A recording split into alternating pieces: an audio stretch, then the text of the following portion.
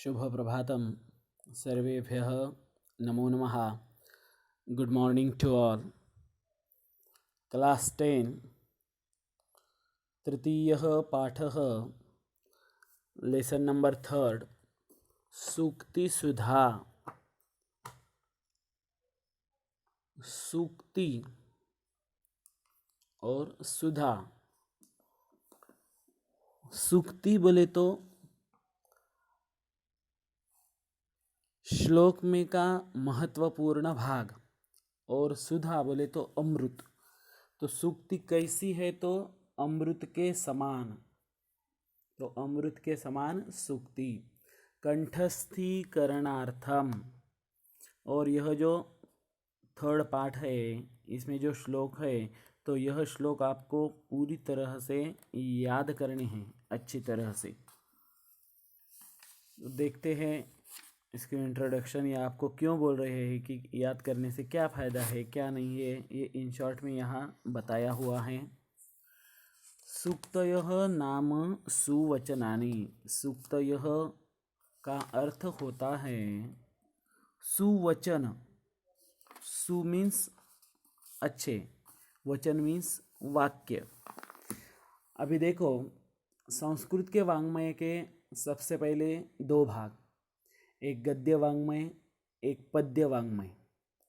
पद्य वाङ्मय में आते हैं श्लोक, और ये श्लोक के ऐसे बहुत सारे प्रकार हैं, जैसे सुभाषित, समस्या पूर्ति या वर्णनात्मक श्लोक। तो ऐसे बहुत प्रकार है वो अलग अलग। तो उनमें से एक प्रकार है सुभाषित। और सुभाषित जो भी है 4 लाइन का होता है या 2 लाइन का होता है। तो उस सुभाषित में का वह भाग कि जिसके ऊपर यह पूरा सुभाषित आपका डिपेंड है, तो उसे कहते हैं सूक्ति। और ये सूक्ति कैसी होती है? तो अमृत के जैसी होती है। सूक्त यह नाम सुवचनानी, मतलब ये अच्छी होती है। तो सूक्त किसे कहा जाता है? तो सुवचनानी, अच्छे वचन को। सूक्तिनाम पठनेन वाक् चातुर्यम वर्धते। और यह सूक्ति पढ़ने का एक फ़ायदा है हमारे लिए कि हमारा वाक् चातुर्य, हम बोलने में बहुत चतुर बन जाते हैं इसके कारण। सूक्तिनाम प्रयोगः लेखने भाषणे च प्रभावं जनयति। और सूक्तिनाम प्रयोगः, इन सूक्तियों का प्रयोग अगर आप लेखने यानी कि लिखान करते समय करते हैं, या भाषण में आप कहीं स्पीच दे रहे हैं, वहाँ भी इनका यूज़ करते हैं, तो प्रभावम जनयति, तो आपका प्रभाव यह बहुत अच्छा निर्माण करती हैं। उक्तमेव, और कहाँ भी है, खिन्नं चापि सुभाषितेन रमते स्वीयं मनः सर्वदा। खिन्नं चापि सुभाषितेन, खिन्नं बोले तो नाराज, अपि बोले तो भी, सुभाषितेन रमते, तो सुभाषित के द्वारा फ्रेश हो जाता है, अच्छा हो जाता है। स्वीयं मनः सर्वदा, खुद का मन हमेशा। तो पूरा अर्थ देखो, अगर आपका खुद का मन, एक समय ऐसा है कि जब आप नाराज़ है, तो इस नाराज़गी में भी अगर आप यह सूक्तियों के श्लोक सुनते हैं, तो आपका मन जो है वह प्रसन्न हो जाता है। श्रुत्वान्यस्य सुभाषितं खलु मनः श्रोतुं पुनर्वांछति। और दूसरों का सुभाषित सुनकर, कोई अच्छा सुभाषित अगर अगले वाला आपको बताता है या पढ़ाता है, तो वह बार बार सुनने की आपकी इच्छा होती है। पुनर्वांछति, फिर से इच्छा करते हैं, किसकी? श्रोतुम, सुनने की। अज्ञान ज्ञानवतोप्यनेन हि वशीकर्तुं समर्थो भवेत्। और इन सूक्तियों के द्वारा, इन सुभाषितों के द्वारा अज्ञान बोले तो जिसे कुछ ज्ञान ही नहीं है, तो ऐसा व्यक्ति, और ज्ञानवतः, जिसके पास बहुत ज़्यादा ज्ञान है, तो वह भी व्यक्ति अपि अनेन, इसके द्वारा यानी कि सूक्तियों के द्वारा, सुभाषितों के द्वारा वशीकर्तुं समर्थो भवेत्, उसको वशीभूत करना, उसको अपनी ओर खींचना शक्य हो जाता है। कर्तव्यो हि सुभाषितस्य मनुजैः आवश्यकः संग्रहः। और मनुष्य का यह एक कर्तव्य है कि वह सुभाषितों का संग्रह करे। तो सुभाषितों का संग्रह करना आपको बहुत ज़्यादा आवश्यक है। देखते हैं पहला श्लोक थोड़ा बड़ा है। कहाँ से लिया है? तो नीति शतकात, ये एक के बाद नीति शतकात आपको दिया है। नीति शतक नाम का एक भर्तृहरि का बुक है, तो उस बुक से यह पहला श्लोक जो है लिया है। और उसका वृत्त कौन सा है? तो शार्दूल विक्रीडितम। और श्लोक लिखते समय अब ये बहुत सारे नियमों का ध्यान रखना पड़ता है कि उसमें वृत्त कौन सा लेना है, तो उस वृत्त के गण होते हैं। ये पूरा भाग आपको नहीं है, इसी के कारण आपको यहाँ बताया नहीं जाएगा ज़्यादा विस्तृत रूप में, लेकिन आपको खाली इतना ही याद रखना है कि फर्स्ट श्लोक का वृत्त कौन सा है, तो यहाँ साइड में दिया हुआ है शार्दूल विक्रीडित। और ये लास्ट का भी, ये श्लोक कहाँ से लिया है? तो नीति शतकार यानी कि नीति शतक से लिया है। अभी देखो ये सुभाषित है, श्लोक नंबर फर्स्ट, और इसमें ये रेड में आपको जो शब्द दिखाई देते हैं उसे कहते हैं सूक्ति, क्योंकि उसी के ऊपर ये पूरा श्लोक डिपेंड होता है। तो देखते हैं कैसा है। विद्या नाम नरस्य रूपमधिकं प्रच्छन्न गुप्तं धनं, विद्या भोगकरी यशः सुखकरी, विद्या गुरूणां गुरुः, विद्या बन्धुजनो विदेशगमने, विद्या परं दैवतं, विद्या राजसु पूज्यते न तु धनं, विद्या विहीनः पशुः।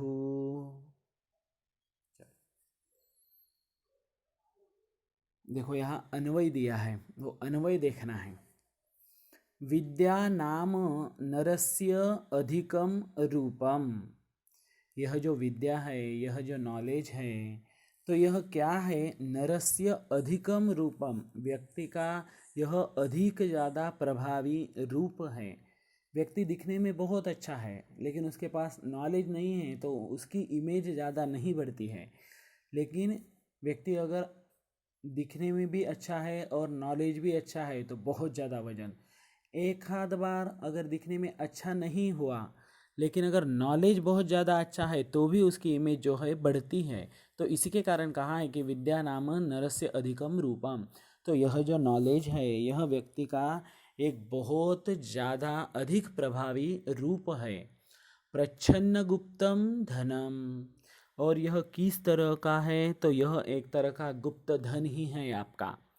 जब आप अपने नॉलेज को प्रकट करते हैं तभी अगले वाले को दिखाई देगा, अगर प्रकट नहीं करते हैं तो नहीं दिखाई देता है। विद्या भोग करी यशः सुख करी च, और यह विद्या कैसी है? तो भोग करी, आपके मन की इच्छाएं जो है वह पूरी करने वाली है।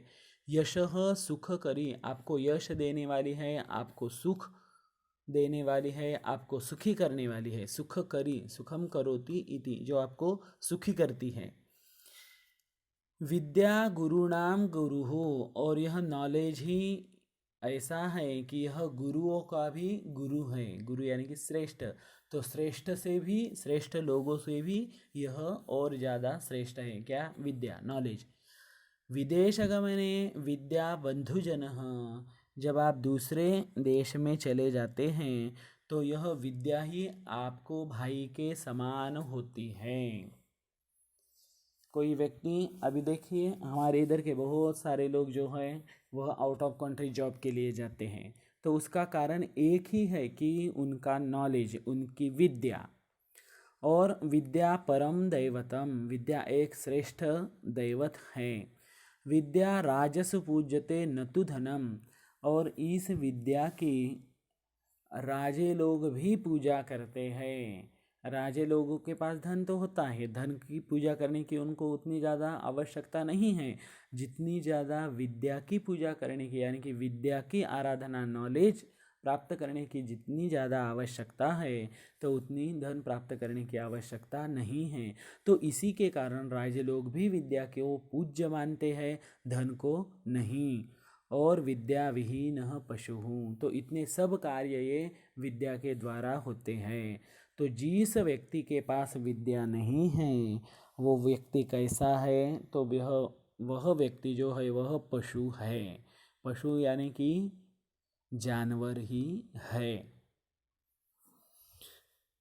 इंग्लिश ट्रांसलेशन बता रहा हूँ। Learning is man's greater beauty, अधिकम रूपम, ग्रेटर ब्यूटी, आपका वह ब्यूटीनेस और ज़्यादा बढ़ाता है। A secure and hidden wealth, वह आपको सुरक्षित रखने वाली और गुप्त इस तरह का वह आपका धन है। If efforts enjoyment fame and happiness, और वह आपको जो है वह आपकी मन का इच्छाएं पूरी करती है, आपको यश देती है, आपको सुखी करती है। Fame and happiness, it is the preceptor of all the preceptor, it is a teacher of all the teachers, for the greatest among the great, यह गुरुओं का भी गुरु है, श्रेष्ठ से भी श्रेष्ठ है।